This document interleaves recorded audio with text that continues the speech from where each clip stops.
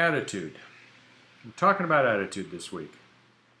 Well, I'm going to give you an attitude right now that some of you are probably just so off on. And I'm going to try to give you a course correction. Are you ready? Let me say it in one simple phrase. Protect your art. Protect your art. All right. You got to think of yourself as an artist. You got to think of yourself as an individual. You have to think of your work as an ongoing process that you're continuing to learn from. In workshops like this and craft workshops and other stuff, you're constantly learning.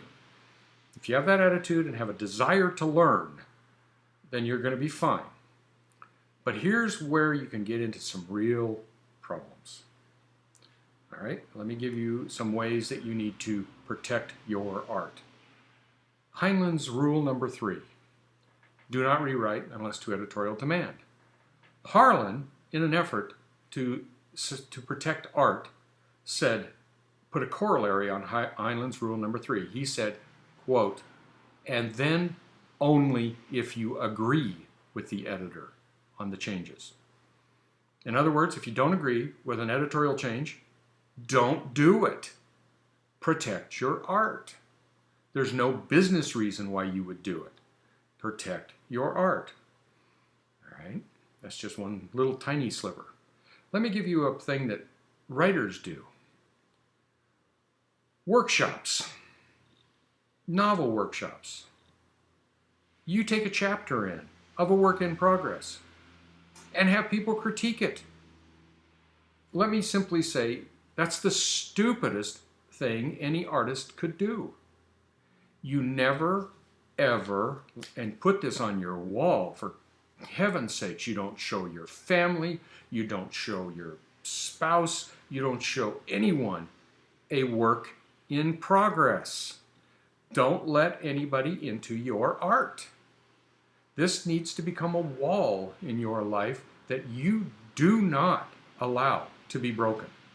You're an artist. Until you believe that, you have the attitude that you believe that your work has value, why would you think anybody else will give it any value? Okay? So you have to first believe that your work has value. That's the bottom line. And therefore, you don't show it to anybody until it's done.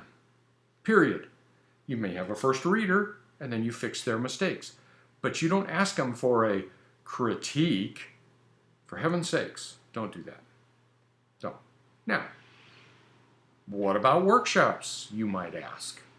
How's that for rhetorical? I don't do that very often, these workshops, because it's too stupid. But workshops, what about workshops? I mean, I started a workshop in 1982 with Nina Hoffman. She and I started it sort of together, and John Gustafson, and Mary Jane Ing, and a bunch of other writers over in a little town of Moscow, Idaho, at the University of Idaho. And we basically had no idea what we were doing. We were critiquing each other's stories. And some of the people in there said, oh, I got to take all those critiques and then go back to my little typewriter and fix it.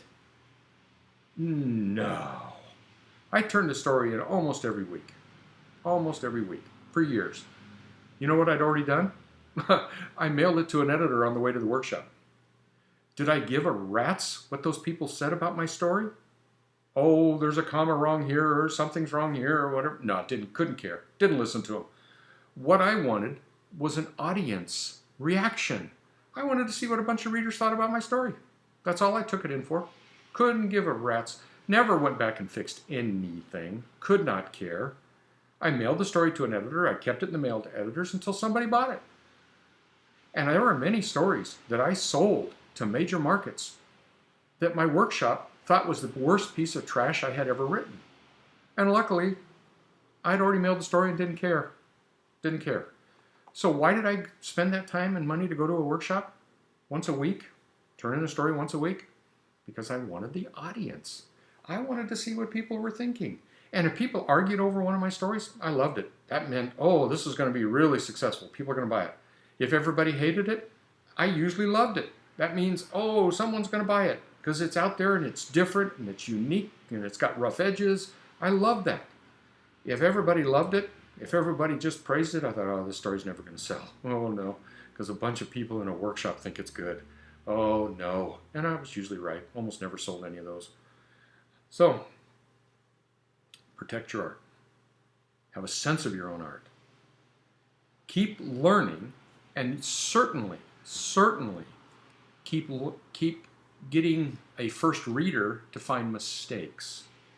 But past that, past those simple mistakes of, oh, you had him wearing red shoes at the beginning and now he's wearing white shoes. When did he change shoes? Oops.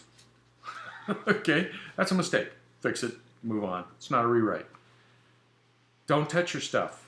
Believe in the power of your own ability to tell a story. You're an entertainer. This is not brain surgery here. You're a simple entertainer.